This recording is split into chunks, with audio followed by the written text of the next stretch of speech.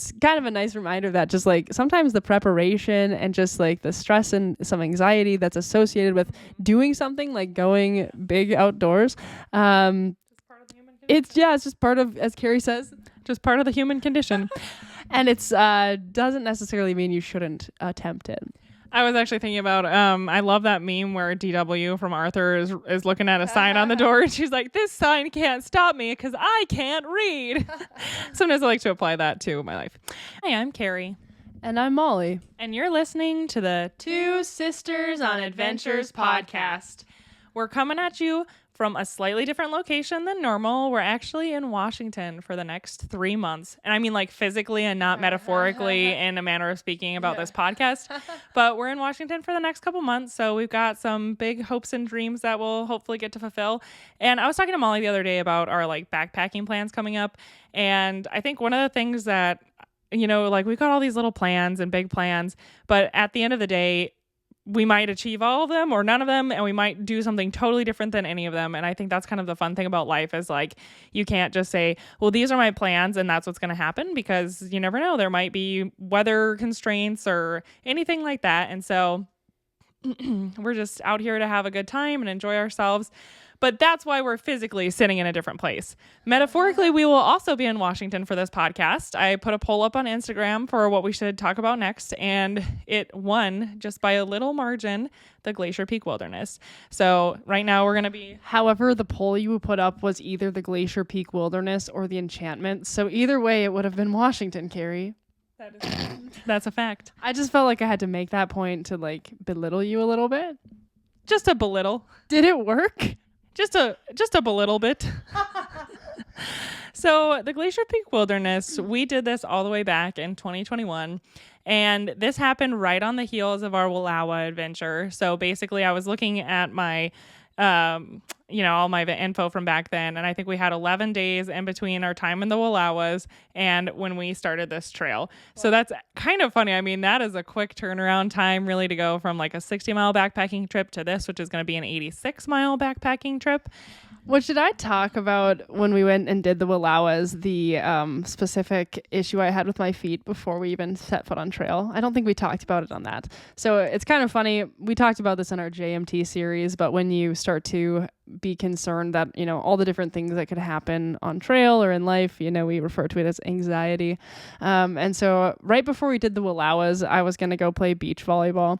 And I was like, Carrie, I just don't want to do that because I'm afraid I'm going to roll my ankle and then I have to go backpacking. And so if you've listened to our podcast, you've heard about this story. But before we went to the Wallowas, I went and played and I did not roll my ankle, but instead in a 95 or something degree day, I stepped on the sand and played barefoot for an entire game and then resulted in blisters underneath almost all of my toes from being burned from the sand. So it's amazing to me that not only did I walk 60 miles in the Wallowas during that hiking trip, then you said how many days? 11 days between the two. And after 11 days of rest, then I went back out and hit the Glacier Peak Wilderness. And I don't remember the toe blisters even being a problem at that point, but pretty amazing what the human body is capable of, I suppose. Well, and then like the funny thing is you're talking about your little concerns. Well, I developed a weird fear of having like a dental emergency on this trip. And this is a little Easter egg, but I had that anxiety and something happened to my teeth on this trip, but I'm not going to tell you today. And just kind of prefacing, I'll ask you, Carrie, how long had the Glacier Peak Wilderness been on our map? Like on our radar for doing something there? I don't remember what was it? Oh, okay. You were actually asking me. I thought you were doing a leading question.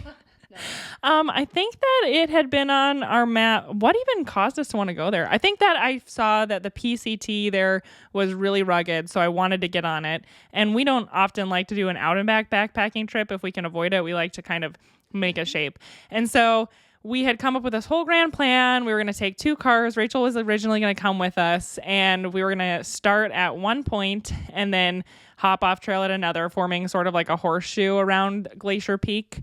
But if you recall, in the Wallowas, Rachel injured her finger, and so kind of at the end of that trip, you know, she'd had a lot happen where like she just kind of was like, you know what, guys, I don't think I can go on another backpacking trip. She was also going to start being like a professor or something. So big brain. Anyway, so she was like, I think we've done a lot of trips together this summer and I just have to kind of bow out. And I was like, yeah, I totally get that.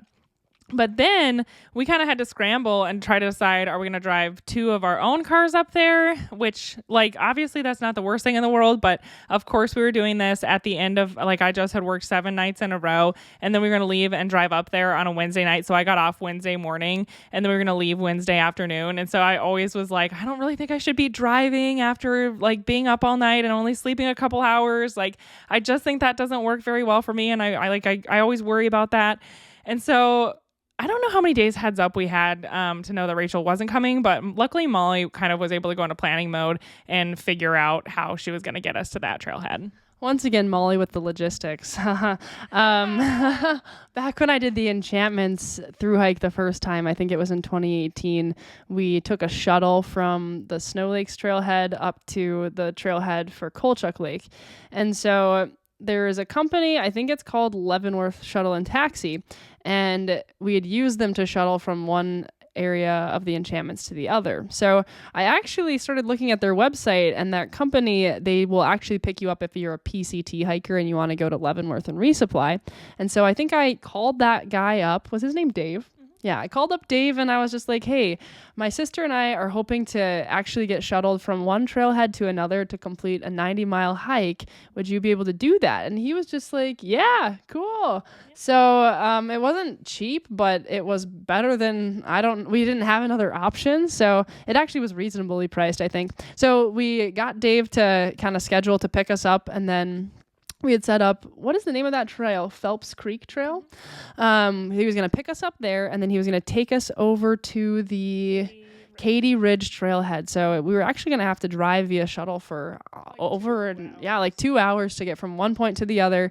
And then the crazy concept is he was going to drop us off, and then the only option we'd have is to walk the 90 miles back to the Jeep because our vehicle was going to be leaving us there. So I was able to plan that out, and then I think when I looked at the funny thing is, typically I feel like I use like the National Oceanic and Atmospheric Association's like website to like look at weather planning for specific areas we're going to be in.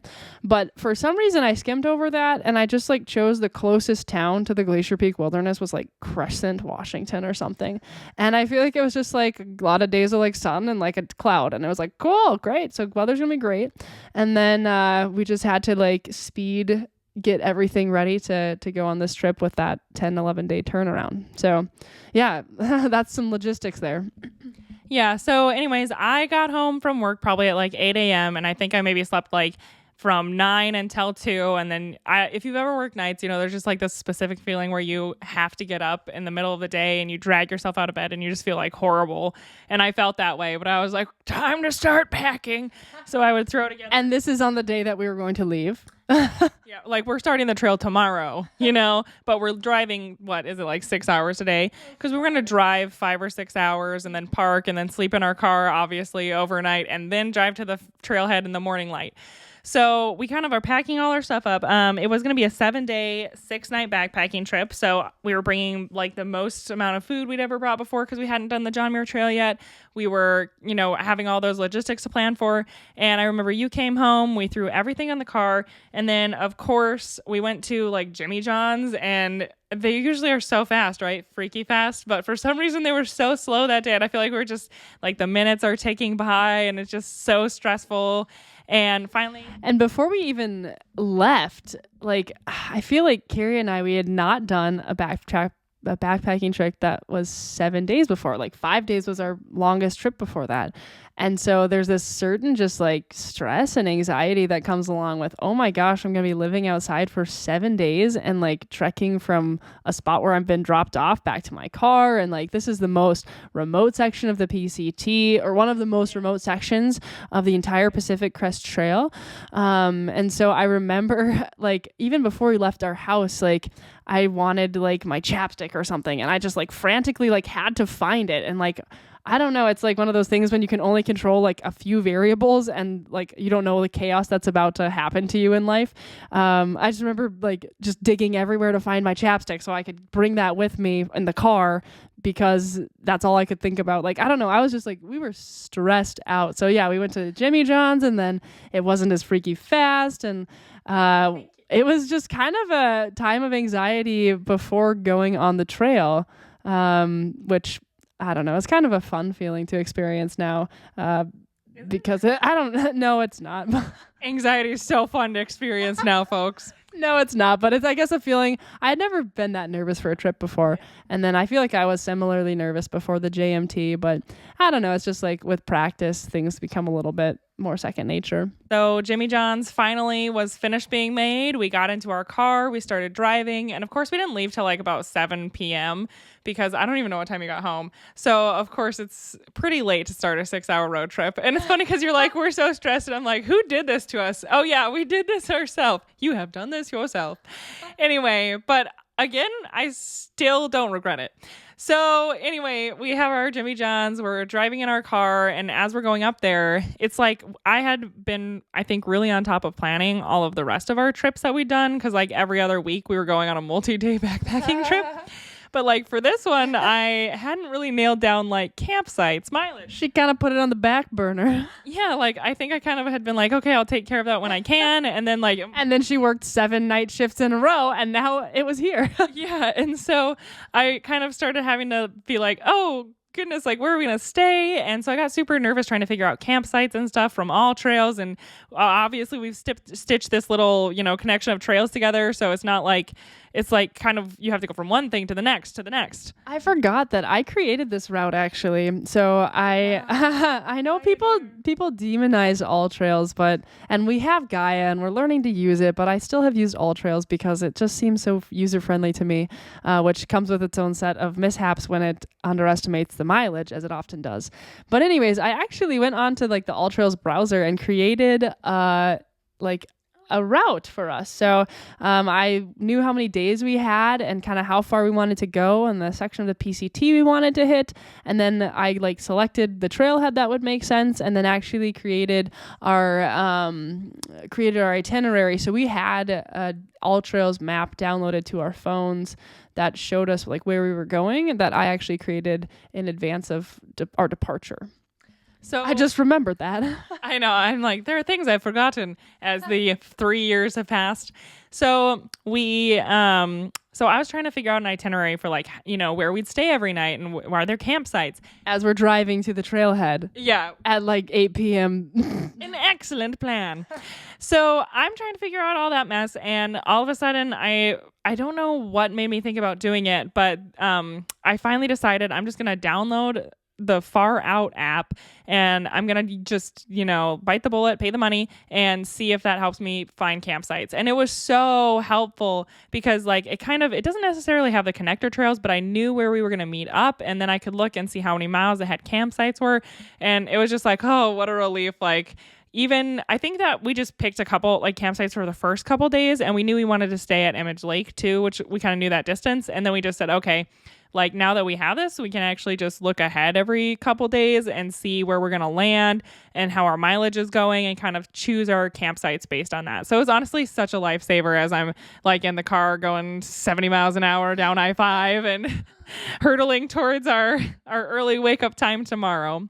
So, you think like, okay, well, the road trip is not going to present that many problems.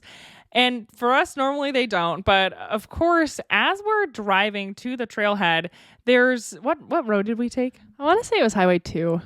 Okay. So on Highway 2, we're kind of just driving, taking those mountain roads and it's pretty late at night. So it's nice because there's like no one else on the road. And then all of a sudden we get to this bridge and it's blocked off. There's police cars. There's like a fire truck and everything's just the lights are going off. And we were just like, what could possibly be happening? And I think we were about an hour away from the place where we were going to stay the night, which was still at least another hour away from the trailhead, if not even a little more. And so we kind of, pull up and the police officer came over and a truck had actually gone off the road into the ditch but it's and down the hillside, basically towards the river. Yeah. And so they were like, no one's allowed to come through until we're able to lift it back up. So this is closed for the rest of the night, which first of all is just like a horrifying thing to hear. And then second of all, you're kind of like, okay, so now I guess I can't even get where I'm going. And so then I think I was just like, well, let's just go to bed like right on the side of the road and just do that. And Molly's like, I'm sure there's another road we can drive on to get around this. And so we're like looking at, well, first we had to drive back to where we had service because there was no service. And then we're like looking at little, Forest Service roads. And we tried taking one and it was looking really promising. And then it like leads to a gated community that was kind of strange looking, but we obviously couldn't get in. And there were other people in the car, like there were other people in cars there. And it kind of just had a weird vibe. So then we drive back to the road and we found a spot that had a fairly decently sized pullout and we just ended up sleeping there that night. But I think that like, how ridiculous is that? But I think that like I just got so much more anxious because of that, because like I was having trouble then night sleeping after day sleeping, and my mind just like going a million miles an hour, and I'm just like, is it all a sign? And oh my god! And then of course like I start getting like weird fears of the axe murderer, and someone actually did stop their car on the same pullout and open the door and start walking sort of towards our car, and I was like, it's happening. And then I think they must have just been peeing on the side of the road. So it's just like such a weird night. Not much sleep. Honestly, I don't really feel like I slept at all that night. And then, of course, I was like internally going, okay, so now this is on the heels of the Wallowa trip where I felt like I didn't sleep the entire trip. And now I've already not slept tonight. And tomorrow we have to hike at least 13 miles. And I was just like, oh, things seem to really be going south. So when our alarms went off, I want to say it was like 4:30 a.m. or something ridiculous, because we had about a 2-hour drive, and I think we were going to meet Dave there. I can't remember if it was 7 or 8 a.m. I think it was 7. And we wanted to, oh gosh, it's 7. So we wanted to get there a little early. So the alarm went off. Maybe it was 4 a.m. And Carrie got out of the car real quick to just double check that indeed the person who had pulled into the pullout had left a little pee puddle. So she was like, okay, it wasn't an axe murder. It was just a friendly peer. Friendly peer. And so, yeah, we just, I think that we had brought overnight oats with us, because that was like a thing I was obsessed with, was making overnight oats the night before, putting them in a cooler, and then you could eat it for breakfast. And we were planning to, eat them for breakfast and then drive a small distance to the trailhead. And now we had like a 2-hour drive. So we had our La Colombes, I think. Well, okay. So the way it actually happened was, I don't think we ate right away, or we just had a bar when we first got up. Oh, so we are driving over the pass, and it's like beautiful. And I can't remember if there was a sunrise. It was light. I was so pretty, and I'm like crying. Why were you crying? I was just so tired and just like getting so anxious. And don't worry, guys, the whole podcast is not just going to be about this. But I was like, oh my goodness, just freaking out. And you prayed for me, which was very kind. And I also like had started getting really worried that there was going to be forest fires, because of course I was still traumatized from the 2020 forest fires in Oregon. And I was like, so scared to have my car be so far away from me, because if there's a forest fire, like, what am I supposed to do? I can't get back to my car. And so I was just like really spiraling. And then of course we make it off of Highway 2 and onto like the forest road. And it's like a terrible forest road. It's so bumpy. It's just like, and that's like when I'd finally decided that my stomach felt like okay enough that I should eat. And then of course it's just like so bumpy. It's like making me sick. I can barely gag down my oatmeal. My coffee is like sloshing. And I just also had another time of being super gaggy.